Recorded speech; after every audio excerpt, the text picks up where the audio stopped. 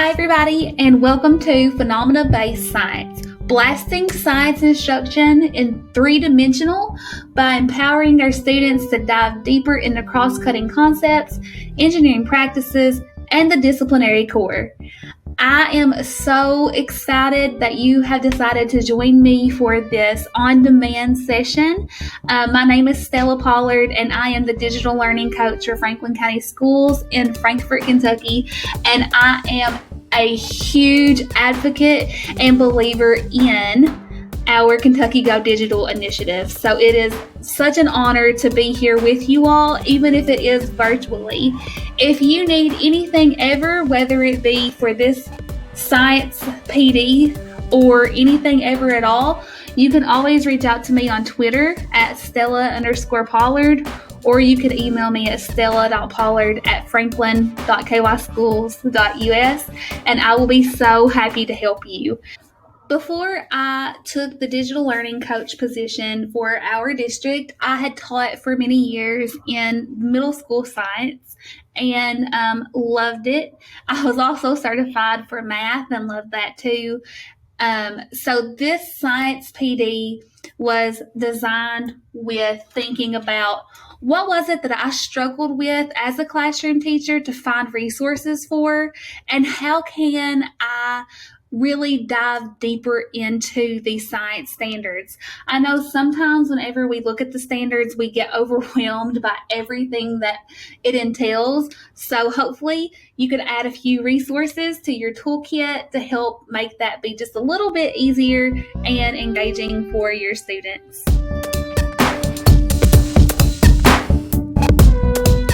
We're going to start off this session by exploring effective phenomena.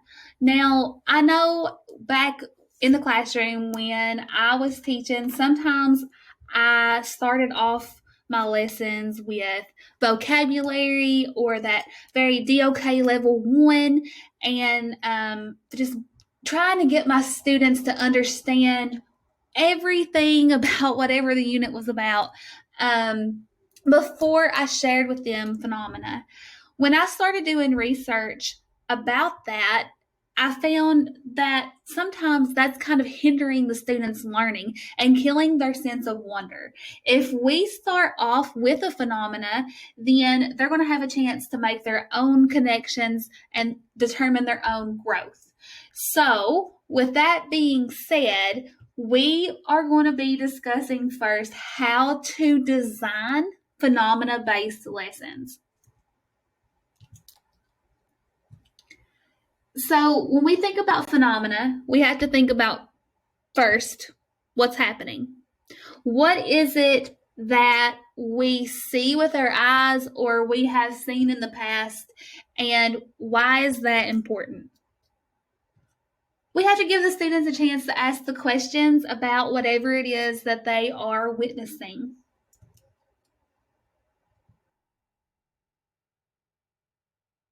Next, we have to explore what problems do we have? Why do we need to learn about this specific phenomena, this problem? Is it does it have a difference or make a difference on our lives? How do we know that this is a problem? And then we have to give the students a chance to have their curiosity sparked. If we start off by showing them a lab, not them doing it, but just us modeling it, having them ask those questions. Why is it whenever I pour the baking soda and vinegar together, why does that fizz? Giving them a chance to witness, be a part of, and explore whatever it is that's happening around them. And you're going to be amazed by what the students come up with.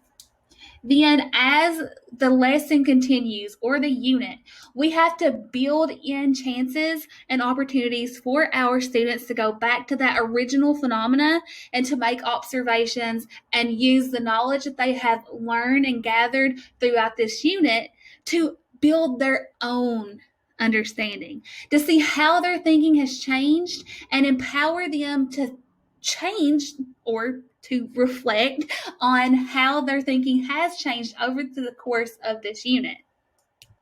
And that is one of the most powerful things. We know as educators that the power of reflection can be so vital whenever we are learning new things. But for a kid to be able to look back and say, well, I used to think this, but now I know this is going to have such a lasting impact and make that learning be really sticky inside of their brains.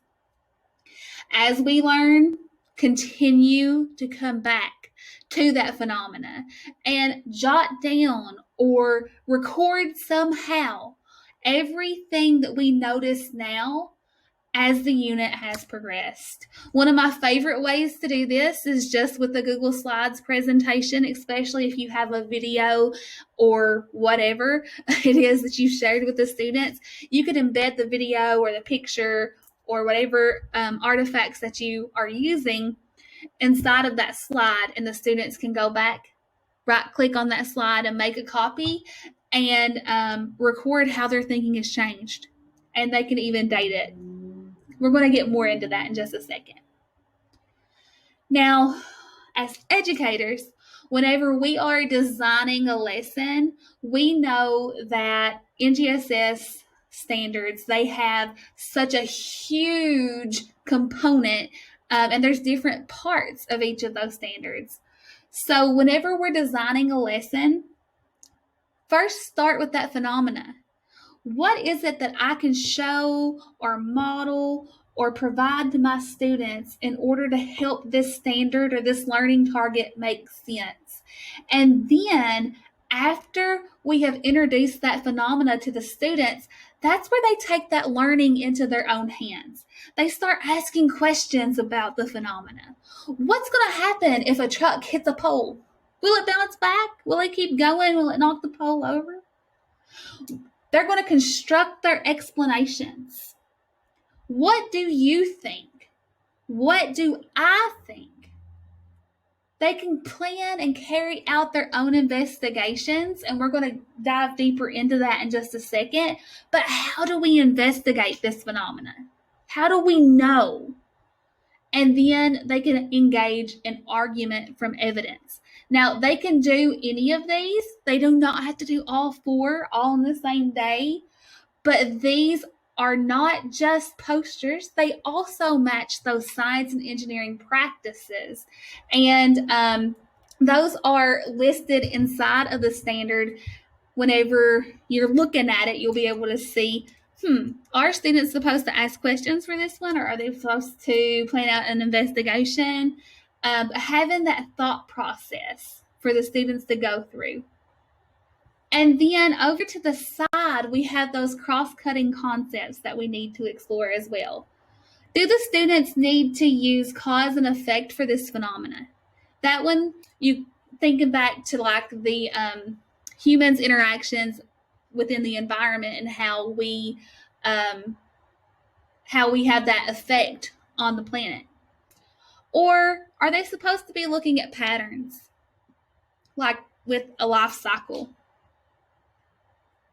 Or are they supposed to be doing systems? What's happening in the system?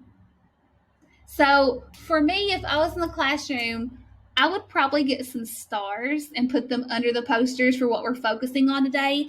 But having that language up inside of the classroom is going to be effective for the students, because they're going to look at those posters, and even if they are in primary and they can't really read all of these big words, the pictures will help them make those connections to whatever it is that they're learning. Now, these posters come from the Wonder of Science website, and I have those linked for you in the slide deck that will be with this video.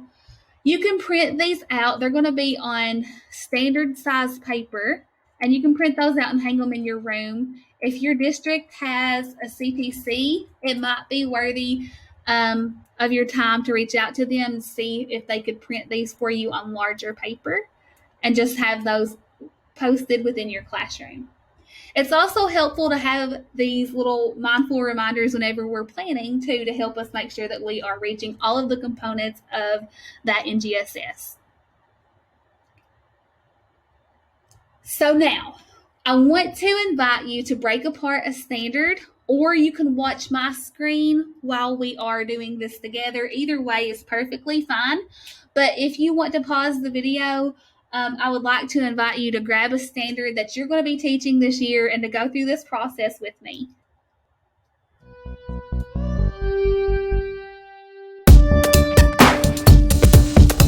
Welcome back. And if you don't have a standard, that is perfectly fine. I'm going to walk you through how I'm going to grab my standard, and then we can do this together.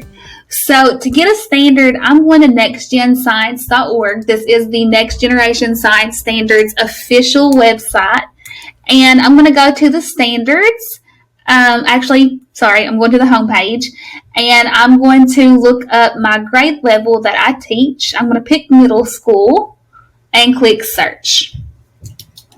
It's going to bring up all of the standards that middle school teaches, and if you are a middle school or high school teacher, we do have a little bit more difficulty knowing what exactly it is that we are supposed to teach within our grade bands. Whereas K through 5, you've kind of got more detailed standards. If you do not know which standards you are supposed to teach as a middle school teacher, do not worry. You do not have to teach all of these in 6th grade or 7th grade or whatever.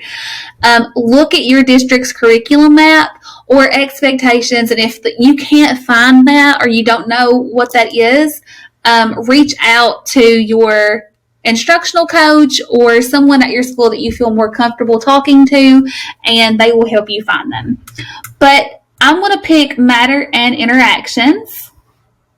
That one is a 7th grade standard for us. Pull that back out. Okay. Now, this is a pretty long standard, and most of these science standards will look similar to this as we go about, so whichever one you picked. And I love to print these out because I love being able to annotate on them, but for this session, since it's a virtual session, I'm going to take a screenshot of this, and I'm going to put it into a Jamboard just because it's pretty easy to use and quick. All right. Now, blow it up a little bit so it's all clear. Awesome. Okay. So here I have the title of my standard, and I have that that criteria, the title of my standard, the abbreviation, MSPS 14. Now here, this part right here is the performance expectation. This is what the student should be able to do by the end of the unit. So mine says, develop a model that predicts and describes changes in particle motion, temperature, and state of pure substance when thermal energy is added or removed. So that is what my students should be able to do by the end of the unit. Now, in red, directly beside of that, I do have a clarification statement from NGSS. And it says, emphasis is on qualitative molecular level models of solids, liquids, and gases to show that adding or removing thermal energy increases or decreases kinetic energy of the particles until a change of state occurs. Examples of models could include drawing and diagrams. Examples of particles could include molecules or inert atoms. Examples of pure substance could include water, carbon dioxide, and helium. Okay, so just a little bit more detail. Sometimes I like to ignore that for a little bit until I fully understand what exactly it's asking me to do, and then I dive deeper into what their recommendations are. Okay. Then, underneath that, we have science and engineering practices, disciplinary core ideas, and cross-cutting concepts, and that's a lot to take in. However, if we look right here at that performance expectations, let me get my pen here. If we look just right here at the PE, then inside of that black text, we're going to find all of the components of these different criteria down here in that one statement. Let me show you what I mean. And if you are an experienced teacher and you already know this, I want to invite you, if you have new folks teaching within your school that are new to teaching science, reach out to them and show them this trick. It's going to help them so much to not feel so overwhelmed.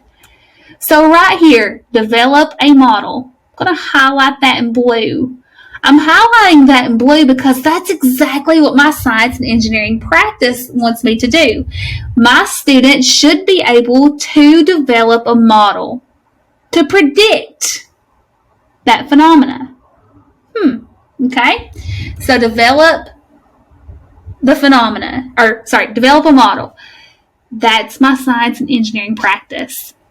Students should be able to draw or build or something in order to model to me that they can determine that particle motion. Next, we have the disciplinary core idea.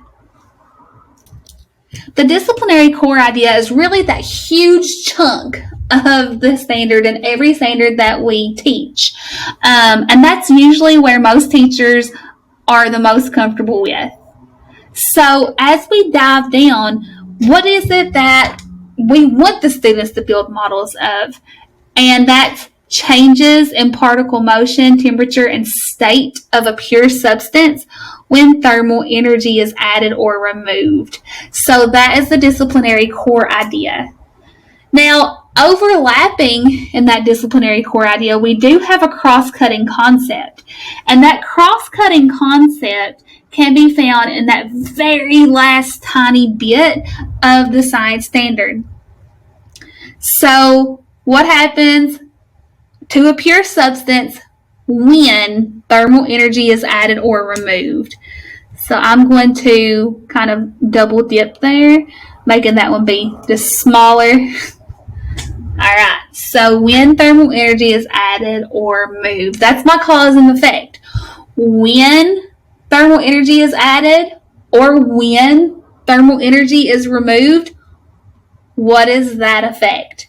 All of this down here can be found in that one statement. Now, we do need to dive deeper into each of these different components down here, and really when I say that, it's really the DCI, the disciplinary core idea. And you need to figure out what exactly is the standard asking you to do. Like, what is the core of that standard? For that, I highly recommend this YouTube channel. So I'm going to go to YouTube. And my standard, the disciplinary core, it has two. It has PS1A, that stands for Physical Science 1A, and PS3A. So I need to make sure that I'm hitting both of those. So over on YouTube, the channel is Bozeman Science. I always have an easier time searching YouTube directly for his content. The only thing is, whenever you're looking up physical science, you need to put science at the end or you're going to get a bunch of PlayStation videos, which are cool, don't get me wrong, but that's not the intent of this search. So once you find it, PS1A structure, properties, I could type in that PS3A too. Let's see, there's a bunch of PlayStation ones. PS3A. Maybe if I put Bozeman in there as well. Yeah. So once I find it, I can watch that video, and he does a phenomenal job at breaking down what each of the standards are requiring. These are the best videos that I have found to help with understanding the standards. So Bozeman Science, right here is how to spell it. All right. And then underneath those, you do have connections to other DCIs in that grade band or in multiple grade bands. You can see this one doesn't have any below like an elementary school, but they do have some high schools that will layer onto this standard. And sometimes it's helpful to see those because if it's one that's in the same grade band, then you could layer those on top of one another and teach them together, and it might help make that flow be a little bit easier. And make sure that that's okay with your curriculum maps whenever I say that. I also need to make sure that that's said. But it also gives you a chance to go and look at the either previous units or more advanced units. That way you can see, oh, I might not be teaching the content as rigorously as I need to. It looks like what I'm using, the resources I'm using, those were more suitable for the elementary standard, or they're too hard and they might be more suitable for the high school standard. You can also find the different Common Core standards that these are related to, which would give you a chance to interact in PLCs with your colleagues and just kind of bounce ideas off of one another.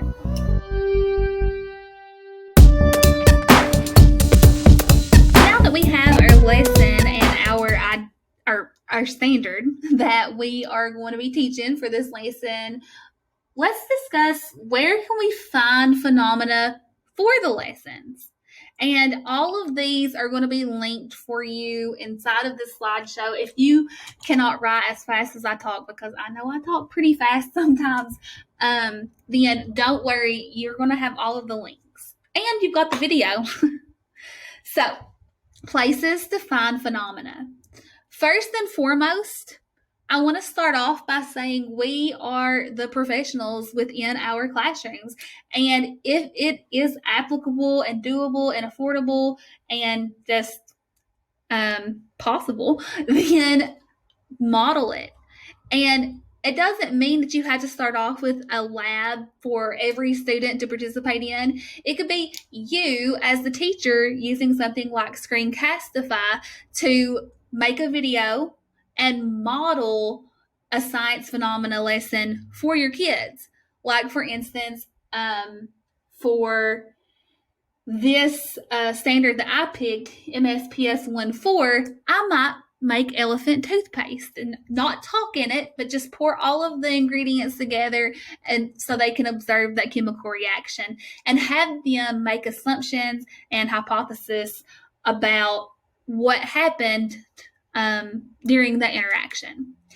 You can also, if you make a video, it's helpful because the students can go back and watch that as many times as they need to throughout the entire unit. It's also helping them see you as the teacher, and then going home and maybe sharing that with their parents. And if that makes you feel uncomfortable, then I completely understand. YouTube has so many videos on there that you could use instead, but highly recommend modeling it and letting them embrace that power of pause. So the next one that I want to talk about is phenomena for NGSS, and it's ngssphenomena.com. And this one is really beautiful. Like, I absolutely love this website. So on the screen, I can scroll down. I can find all sorts of different little pictures or GIFs that are going on, and I can watch them, and they're just all science related. Like, I love this one here. Now, if I wanted to put that on a Google Slides presentation, or since I have a Jamboard open, I'm just going to use it, I can right click and download that image, save image as, and download it to my computer to put that on there. Or I can click on the picture and drag it up to that tab and just let go. And even if it's a GIF, it's going to embed that directly on my slide or my Jamboard. It works the same in both. And it will have that movement if it is a moving picture. All right, so there it is. And you can have a little question box over here, or have them write a sticky note explaining what they think is going to happen. or Y, and they could have it there. And they could add a post-it note every day and put the date, or they could even click up here and duplicate that slide to where they could just have a slide each day or whatever it is that you want them to do. So that's pretty cool. Now, how to work this website. Up here at the top, we have Phenomena Library, and if I just put my mouse over top of it, I'm not clicking on it just yet, I can go down to Searchable Phenomena and click on that. Now, this is pretty cool. So here it says search by topic or disciplinary core idea. Now, this sounds absolutely amazing, and it made my heart sing so loudly the first time that I saw it, because I thought that I would be able just to go in here and put the DCI and find all kinds of things. However, let me show you what happens when I do that. So I'm going to put my PS1A on there. It's loading. And notice it can't find anything. However, if I go in here and put matter, it's going to pull some stuff up. So I can scroll through there until I find something that will match what I am focusing on for this unit. And I might like that one. I like that one. So I could use it just the same way that I modeled before. There are so many amazing images on this website. It is continuing to grow. They are adding to this often. So, yeah, it's just making sure that you know what to search here and not being too specific. You have to be broad for this page. Hopefully, they fix that and make it to where you can search by the DCI. All right, so that one's pretty cool. The next one that I want to talk about is GIPHY. If you are on any type of social media and you have seen any GIFs or moving pictures, this is a GIF right here, then chances are it comes from GIPHY. GIPHY is the largest database for GIFs. Now, this is going to be blocked for students probably in every district because there are some GIFs on here that are very mature. So I do not recommend opening this if you are creating a video for the whole state or if you are in the classroom. So I'm going to open it and I'll be right back. Okay, so I'm here and all of the videos are fine. All right, so what I'm going to do is I'm going to search for the phenomena that I'm looking for. This one, I'm going to be a little bit more specific. I'm going to look up thermal energy. And some of these will not be relevant to what we're teaching, and that's okay. However, I do kind of like this one, and I think I would like to have some discussion with my students about that. So if I like it and I would like to use that, I can scooch that up just like we did before and take it to my Jamboard, and the students can write directly on that to make their own connections to this phenomena. I'm going to make it be a little bigger by dragging those corners. It would be interesting to see the questions that the students would come up with or what they think is going to happen if that fire continues to burn.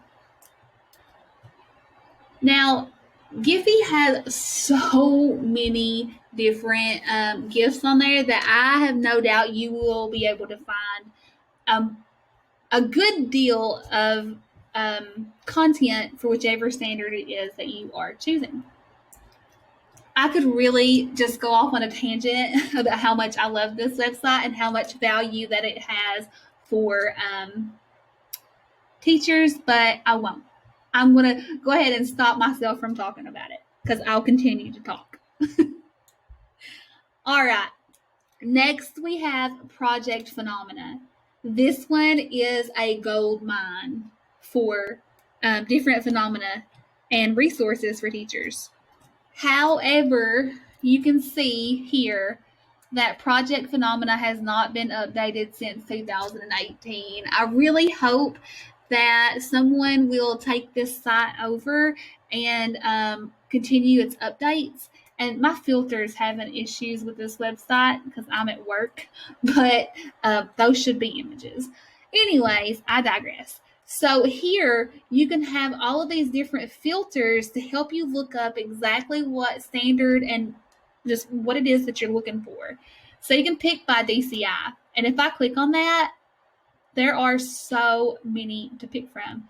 My PS1A right here. And if I wanted to be a little bit more specific, I could even pick by grade band. Now, remember that the more criteria that you pick, the fewer and fewer that you're going to get to see. So you'll see that I have all of these here. And then resource type, I can pick from that too. And let's say that I like one of them, just like before, I can drag and drop that directly onto my Jamboard. Now, you can have just one piece of phenomena on here if you want to, and that's typically what I would do too, but it's kind of cool to have multiples here all together and to have that. What do you think is these three things have in common? And see what kind of discussions your students can come up with for that. And I know I'm moving along through these pretty quick, but you have the links, so don't fret. Now there's two more. TikTok, I'm not going to get into much, but there are so many videos that content creators have created on there that are science related. And if you go and you look up the hashtag science TikTok, then you'll find a lot. But even if you just go on there and search up thermal energy, you might have to sort through some of them. But there are some really wonderful TikToks on there that teachers have made. The last one that I'm going to talk about is the wonder of science. And you're going to hear me talk so much about this for the rest of this session, and I want to apologize up front. But the wonder of science is one of my favorite websites of all time. Like, it has so many things on here that make my science teacher heart so happy. But for now, we're going to talk about phenomena. So I'm going to click on that and check this out, you all. There's a list of phenomena for every standard and every grade band. So I want to go to MSPS 1.4, click on that. And here I have all kinds of different phenomena that I could look at or use. And if I click on one of them, it's going to give me a description. Some of them give me activities that I can do. And this one looks to be like a YouTube video. So instead of doing what I've done before, I would have to embed it onto my slide as a YouTube video. Or I could just show it on this website. But think about how cool it would be for a student to be able to see that. And even they could slow it down in slower motion by clicking that cog and going to playback speed. They could slow that down and watch that reaction happen in whatever speed that they feel comfortable with. So that right there is pretty cool. The power of pause and the power of just accessibility is so amazing for science. All right. If you have a science phenomena database that I do not have on here, please tweet me and let me know, because I would absolutely love to hear where you find your phenomena. These are just some of my favorites.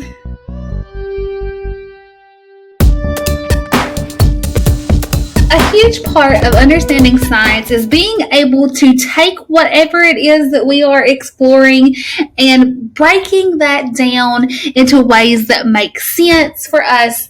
And one of my favorite things to use for that are graphic organizers.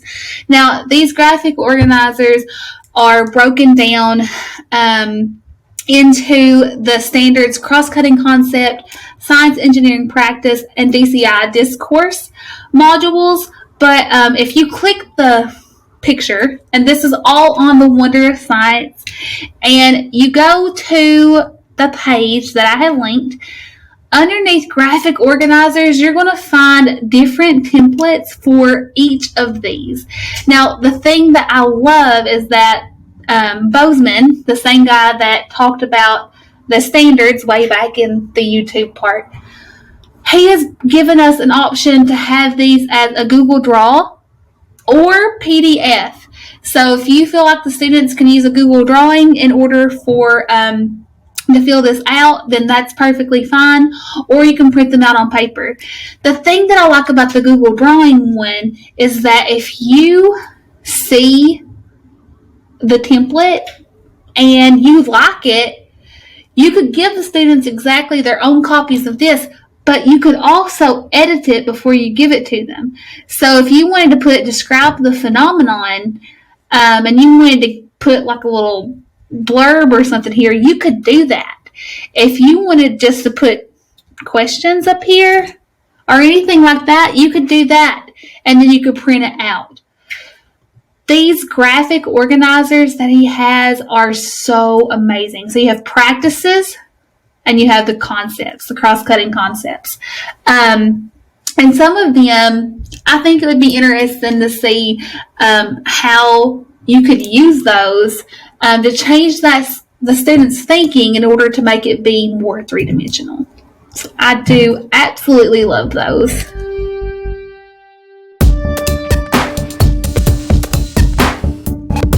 All right, the next part, we're going to be talking about how to create three-dimensional assessments for our students. I have here a performance assessment screening tool that I got from the Wonder of Science. And it's just a little checkbox that you can check the tests that you're given to make sure that they are three-dimensional. So over here to the side, you just have some little notes. Read or take the entire assessment. I don't know how many times after I created an assessment, I was just so tired and I was done. I was sure that it was okay. There was always a typo in it, or there was always something that was confusing for the students. So read or take the test, whether you create it or someone else does.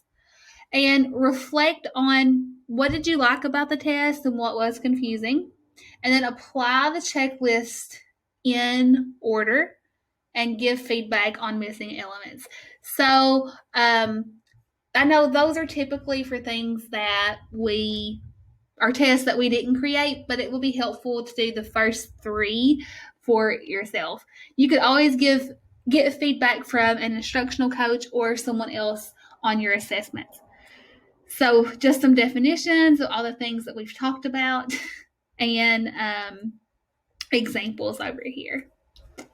Okay, so as you are looking at your test or creating the test, does the assessment contain a phenomena or a problem?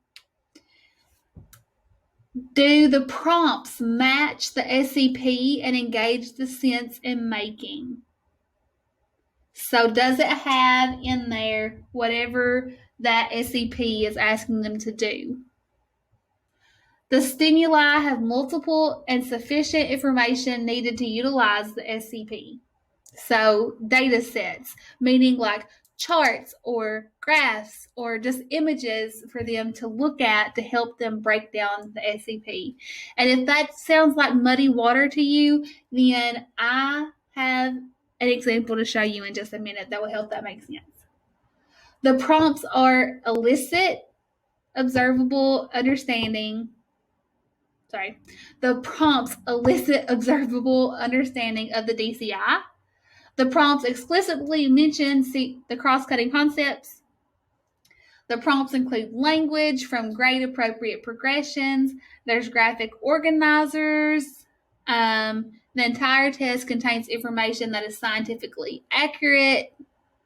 The prompts point in the direction of explaining or designing.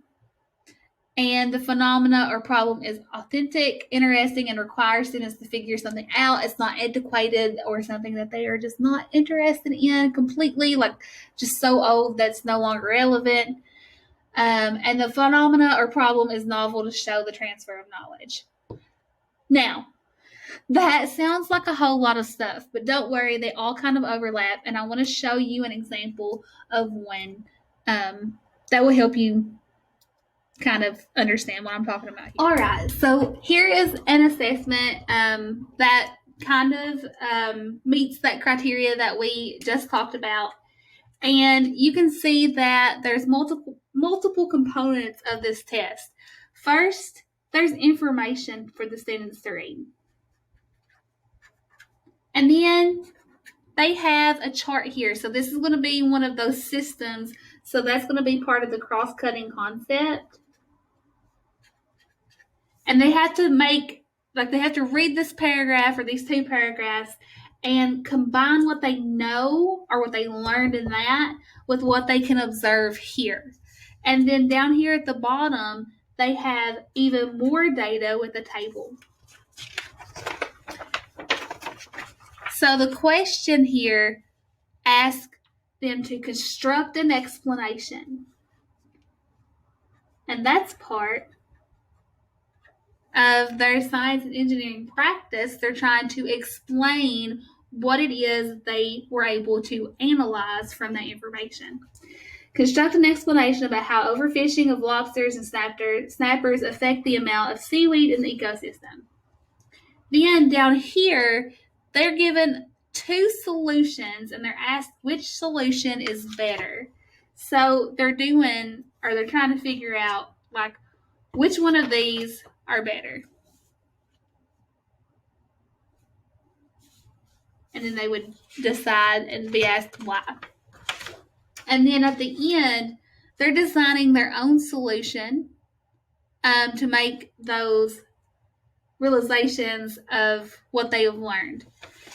Now, I got this from the nextgenscience.org website just to have as an example, but the thing that I like the best about this is that it gives you a student sample response, so you're able to tell exactly or see how a student at that grade level should be able to answer that. So it doesn't have to be a long test, but if the students can take all of this information and analyze it and meet the expectation, then they have mastered that standard or that DCI of the standard.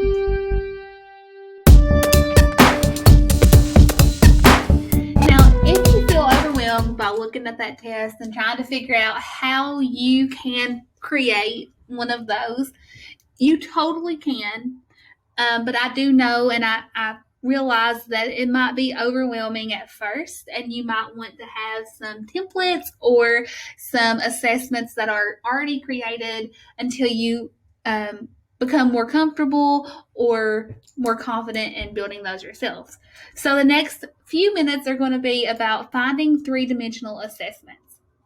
Here are some of my favorite places to find 3D tests. The first one is Next Generation Science, and when you get there, you're going to see that they have a few. They don't have a ton, but they do have quite a few that you can pick from here, and you do have different filters that you can select from. So here's what they have for middle school, and there's 2 pages to pick from there. So I'm going to click on one of them. And not all of these are going to have tests. Some of them are units or links to material. For instance, this one will take you to K-12 Alliance overview page.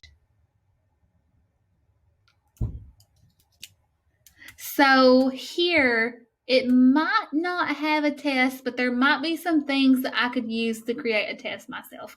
Let me go back to one that I know for sure has an assessment with it.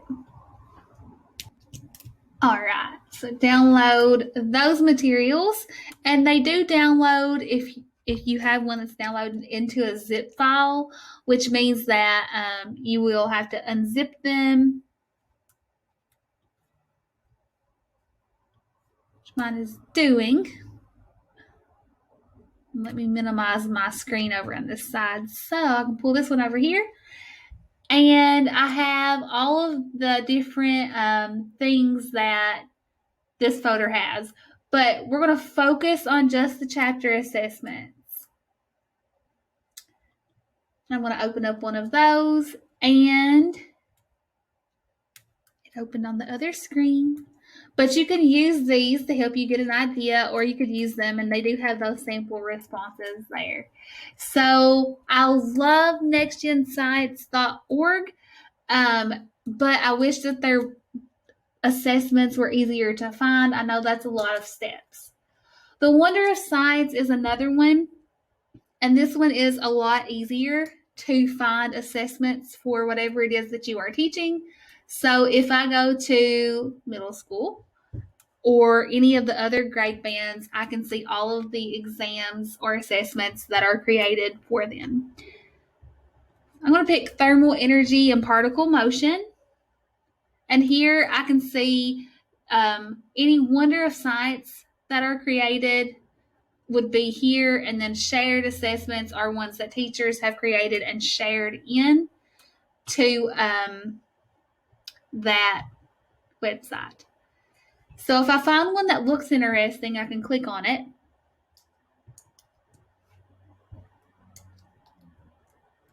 It's loading. And all of these are going to have like a cover sheet on them to help break down what the assessment has. But here's what the students would get.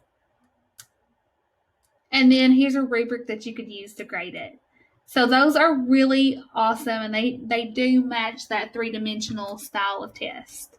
The others aren't as great, in my opinion, as the first two, but Stanford NGSS assessment project has some pretty cool ones.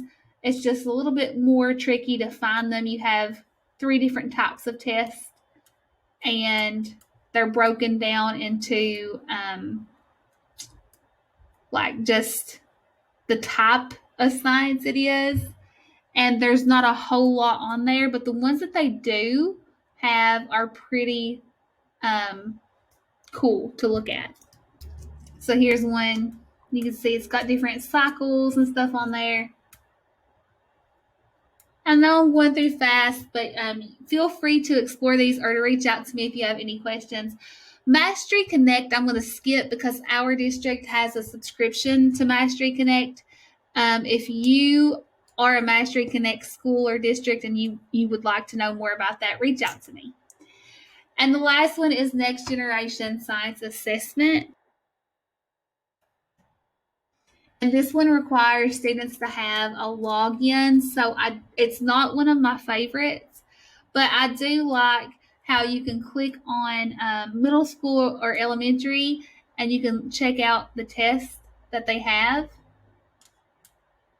and click preview, and maybe put these in a Google form or something that's not going to require the students to have another login, because there's not the opportunity to have a single sign-on. But you can get some ideas and maybe replicate this inside of Google. But I mean, it is pretty cool because you could have the students like drag and dropping into there. All right, I know I flew through those, but I am running out of time, which always happens with this session. If you have any questions about any of these, please reach out to me and I'll be happy to help. Now, we have covered a lot of resources and a lot of information. When you are preparing to teach a unit, an NGSS unit, one effective way to do that is to create a storyline. And I have a template linked here on this picture. It's going to be talking about how to make your standard or your unit kind of flow together. So make a copy of that if you would like it. And this also comes from the Wonder of Science. I use them a lot. So what it looks like, You start off with an anchor model. What is it that you want your students to do during this unit? For me, I would do like a bubble list in this. I would put down my I can statement or my learning target. What's my big picture idea? Now, for some people who are a little bit more creative in a way of drawing, they like to do a chart paper or just jot down like a graphic with the bubbles and all of that, and that works out beautifully. Then underneath it, it's just kind of breaking down that performance expectation of the standard. What's your anchoring phenomena? You can put a link to it there. That way you can always reflect back to it. Enduring understanding and essential questions. And then you have a spot to link your assessments. And then underneath it, as the unit progresses, you have a learning plan. What kind of phenomena will you use for these? What's the learning performance? What are the students going to do? Are they going to build a model? Are they going to construct an argument? Why is it important? And how will they do it? You've got the same thing for formative assessments as you go through the unit. A spot for materials, and then your differentiation. Now, you do not have to use this template. This is just one. I know that certain districts, certain schools, whatever, they have templates that are specific to them. You could use those, but just making sure that you do have all of the components. You have spent an hour listening to me, and I am so grateful. I hope that this session is leaving you with some tools for your toolkit, and I hope that if you have any questions, just please feel free to reach out to me in any way. I have my Twitter at Stella_Pollard. Here's my email address. I have our instructional technology Facebook page for Franklin County on there. That's how to find me on Facebook. And then I also have my website linked, which if you click on that, you will be taken to a website where you can find a copy of the slides from this presentation. If you have anything that you need, you have all kinds of ways to reach out to me, and I would love to help. Thank you so much for joining me. I hope that you enjoy the rest of your Kentucky Go Digital experience.